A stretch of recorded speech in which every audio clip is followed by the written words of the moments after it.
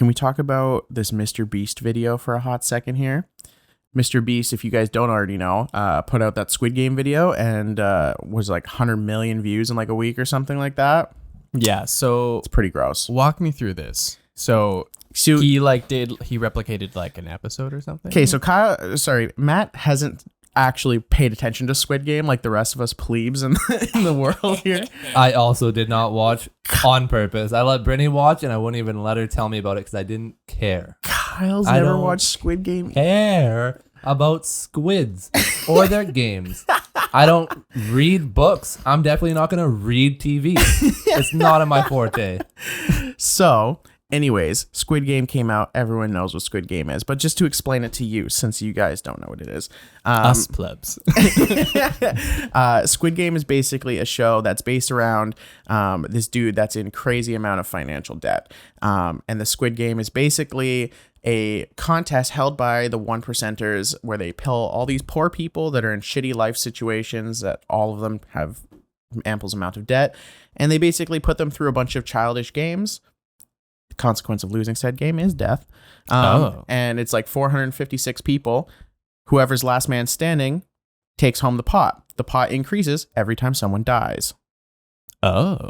Yeah. That sounds fun. You play an Uno and you get a +4 and you're like, no. It literally That's my life. It literally comes down to things like that. Now, I'm not going to remember every single game in order, but some of the games range from playing marbles with your friend. Some of the games are tug of war. There's one game that I think is more unique to their region where there's, you probably saw it trending on TikTok and stuff where there's like scratching that thing. Yeah, the sugar cookie, and it's got an indent in it, and they have to take a pen and they have to scratch it out. And if they get it out clean, they're good. If they crack the cookie in any capacity or ruin the shape, they're dead.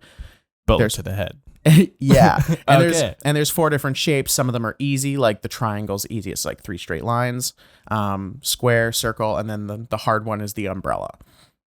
So it gets significantly harder with that one because of all the turns. If MrBeast isn't on trial for a murder case, I don't even want to hear the rest of this. Well, the whole point of the show is following this cop who's trying to undo this, exploitation of the lower class. Okay. And it very much is like kind of a commentary on like, if you shake money at people, can you get them to do whatever you want them to do? And quick answer, yes. Yeah, 100%. Because there's even a point where the runners of the game are like, if over 50% of you, like the majority of you, want to quit, you can leave right now, no problem. You don't have to stay. You can go.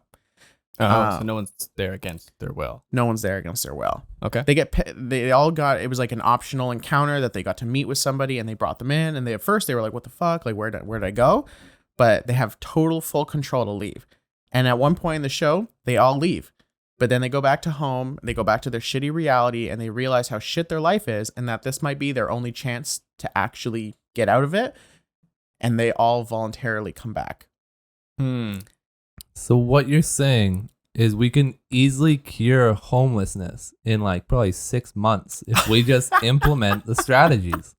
Like, I feel like we can clean up East Hastings that's in Hunger days. Games, man. Hunger Games is a little different. We'll put them both together. We'll just do them both. Make it mandatory. We're going to have a couple extra millionaires and a couple less dollionaires. Yeah. So there's definitely a commentary on, the elite kind of getting away with whatever the fuck they want and using the lower class as their toys and their puppets. That being said, now we have MrBeast the chat, who basically makes it real. And I don't know if this is like completely, the opposite thing, like the opposite result of what this show was intended to say about this idea, because he's basically like, yeah, I have a lot of money. All you plebs want some money. Here, let me force you to do these games, and whoever wins, I'll give you money. And all these fucking kids are like, yeah. And all these, I mean, granted, I would have gone too if I got the call. Oh, for sure. But like, does our excitement just disregard the moral message behind the TV show? Yes. 100%. I think it's hilarious how much it like undercuts what this guy was probably trying to say. And who came up with the show? Like, where are they from? They're from South Korea. Like, South Korea. That's the guy. Isn't it like there was a totally different vibe for that show in South Korea. Like the non dubbed version or something like that was different. Well, I think so that, I mean, that's a whole conversation itself. There's the dubbed version for all the English speakers that don't want to read subtitles, and then there's the subtitled version of the original, which I think, I mean, I didn't watch the dubbed version because it's kind of hard to watch it because it's like corny voices. How are you? Yeah, like I can't Classic do that. 90s kung fu movies. Yeah, it's super tough. I just read the subtitles, and I think that was, from what I understand, is the more natural experience, like what he wanted you to experience. So it's a better show. Okay. But I don't know what the dub is like. If the dub was corny, I bet it was corny as fuck. Interesting. Okay, so MrBeast, he's like what did he do? Like how did he do the whole show? Isn't there like that one scene where there's like a doll in a tree? Okay, so that was red light, green light. Oh yeah. The doll stands there, faces the wall, it sings, and as soon as it stops and it turns and looks, everyone has to freeze. Yeah. And in the show, there's 456 people in there. If anyone moves, there's hundreds of motion detectors around the room, and there's like automated sniper turrets. And if anyone moves, pop, they get blown to pieces. Now, MrBeast and his boys basically just walked around the room talking shit to people. They had an iPad with everyone's number on it, and everyone had like a little blister pack on their chest. And if you move, they're like, fuck you. And they blow you up. And then you're like, ugh, and they pretend to die. Okay. And so they literally...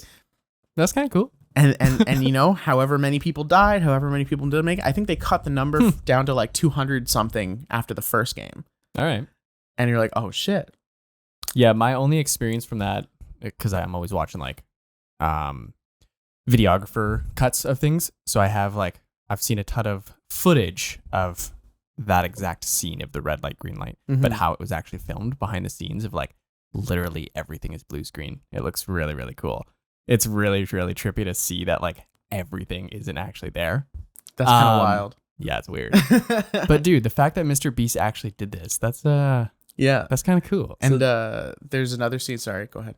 Oh, just like with MrBeast, this is very on brand for him. Like this is what he does. Like he was on a podcast a while back that I listened to, and he was talking about how he spends millions of dollars on each video, and like if he gets one that has 30 million views, he's kind of like, oh man, only 30 million. Like I don't, I barely made my nut back. Like, and even this one, like a month before he had released it, he posted on Twitter like, so we're definitely way over budget with a month to go, but I'm fucking pot committed. So here we go. Let's see what we can get done. Yeah. He that's the thing. He's found that niche of spending so much money to make money, and it's working for him because he's just no one's coming to take that place from him. He's upping the ante every time. Yeah, and he's got such a head start on anyone else that wanted to like get involved in this like style of video. And how do you even compete with that? Yeah, you have to partner with him. That's the thing. He's the head of it. It doesn't matter who you are. Yeah, there's nobody bigger. It's absolutely wild, and it's just outside of the red light, green light. Like I said, there was a couple times too where, because in the show there's aspects of the game where if someone like really wants to leave, like it's totally optional, so they can just leave. And there's even, because between games they go back to like their quarters where everyone's sleeping. It's all these bunk beds. When the lights go off, that was like kind of like part of the game was surviving the night, because when the lights go off, if someone kills your ass, they found out real quickly that just means they're eliminated. So now you're incentivized financially to kill buddy next to you. So now you have people like grouping up into like squads so that they can be like, yo, like we'll protect each other. We'll take shifts at night. Like that's how it goes in the show. And I actually watched it. There's a video game, like a really cheap video game for that I saw released, and that was one of the funniest times in the whole stream of watching someone play this game. Is as soon as the lights go off and everyone has their weapons, there was like this one moment. I don't even know who I was watching, so I can't credit anybody, but it was like 3 people, and they're like, all right, the 3 of us are gonna team up. Lights go off. The second person in the group, boom! This is a 2-person squad. He just killed him immediately. And I was like, what the? Oh, wow. It was just wild. But like, that's literally like part of the show. So in MrBeast's video, he's like, hey, like if you want to leave right now, I'll give you 2,000. And so some people were like, I made it further than I thought I would. Peace. Like, nice, let me take my $2,000 for participating for like half an hour, maybe. Yeah. Yeah, he had another video where he just he made a big circle, had like a couple hundred people in it, and just you had to stay in the circle, and then he just slowly paint another circle till it got smaller and smaller, and then he'd offer, yeah, you want $1,000? You can leave right now. If you stay the whole time, you might get $1 million, but if you don't, here's $1,000 if you want to leave. And then like people would slowly start going, and then he'd just stop offering money, and people would just be getting crammed, and then finally leave. But yeah, he does this stuff. He's huge. Wild. It's literally like, how much money will you do ridiculous things for? Because like that's all he's doing. Like he's just shaking money at you, and it's more money than most of us can realize in a 10-second, 30-minute moment. Like how are we just gonna get that kind of cash so fast? Us normal people look at that money, we're like, oh my plebs. Yeah, we literally look at that money and we're like, oh my god, look at all of this money that I could just walk away with right now. Yeah. And he's like, I don't care about $1,000. That's like 0.01% of my budget. It's just a part of the video. Yeah, it's kind of like on wild, man. like all the like Deal or No Deal, Wheel of Fortune, like not Wheel of Fortune, but Deal or No Deal. Mm-hmm. There's constantly, you came into it with $0 trying to make money.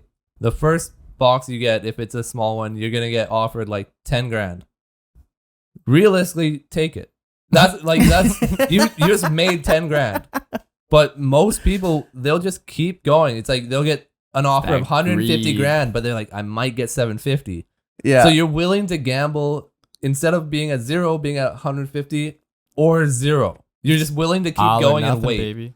And that's just the mentality of people is if there's money on the line, I'm going for broke. I was already broke. Might as well try and be rich. You know what I think is hilarious? How Kyle's going to break down the psychology and real good. And then he's going to be like, right after that, give me the fucking money. I'm going for it. Oh yeah, I gamble my whole life away if I had to. I would never say deal. There's no deal. I'd go the entire way. I would just tell him like, just skip the game, guys. This is my case, and just open it. I already know I picked $1 million. Just give me the fucking case. That would have been like the most wild Deal or No Deal. Okay. Yeah, I'm sorry, Howie. Stop bringing them over. Stop, tell the girls, I appreciate their effort. They did a real good job. Just open them all up right now. It doesn't matter. Yeah. Just give me my money. It's already done.